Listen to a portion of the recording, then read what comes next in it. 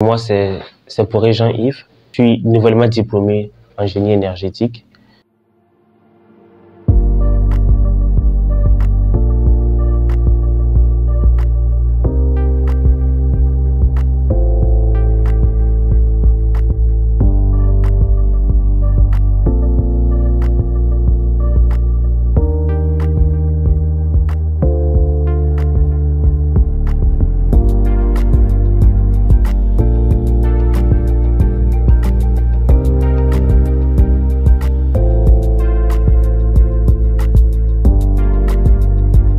Le génie énergétique, globalement, c'est trois axes principalement.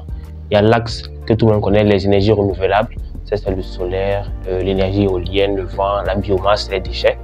Il y a un autre volet qui concerne l'efficacité énergétique, par exemple des bâtiments. En ce qui concerne la climatisation des bâtiments, par exemple, tout ce qui est fluide dans un bâtiment.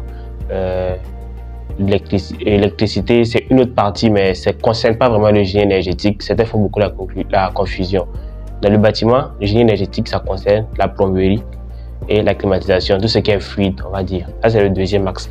Le troisième volet, un peu de ce qui concerne l'électricité, mais l'électricité d'un point de vue macro, c'est-à-dire les centrales thermiques, le fonctionnement des centrales thermiques. Donc, ce sont les grands trois axes. Il ne faut pas faire la confusion entre le génie énergétique et le génie électrique. C'est assez différent, très différent même.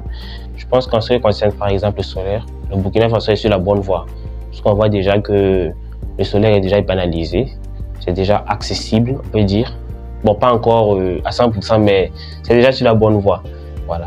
Ça fait partie des grands projets menés par l'État avec la centrale solaire de Zagtouli. Donc, le secteur qui, selon moi, est encore en retard, ça concerne l'efficacité énergétique des bâtiments. C'est-à-dire que je pense qu'à ce niveau, on peut mieux faire en intégrant plus de solutions renouvelables, en produisant des bâtiments moins énergivores, beaucoup moins énergivores, voilà, et essayer d'utiliser au moins la Solabel en fait.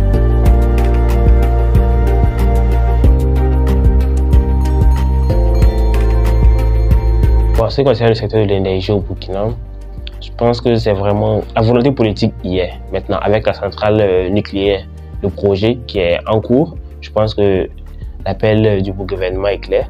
Et ce que je pourrais donner comme conseil aux jeunes, c'est de spécialiser dans ce domaine. Parce que si on construit une centrale, il va falloir de la main-d'œuvre compétente, tout ça. Donc, beaucoup de jeunes me demandent, selon moi, quelle filière serait porteuse au Burkina. Donc, voilà le génie nucléaire, par exemple. Même en génie énergétique, c'est une spécialisation que je pourrais faire plus tard. Et voilà, on y réfléchira plus tard. Mais en ce qui concerne les jeunes, voilà un domaine porteur qui est source d'espoir. Et ceux qui veulent contribuer à cette centrale, je pense que c'est le moment de se former. Et de ne pas attendre que ça finisse pour commencer à se former dès maintenant pour pouvoir jouer un rôle clé.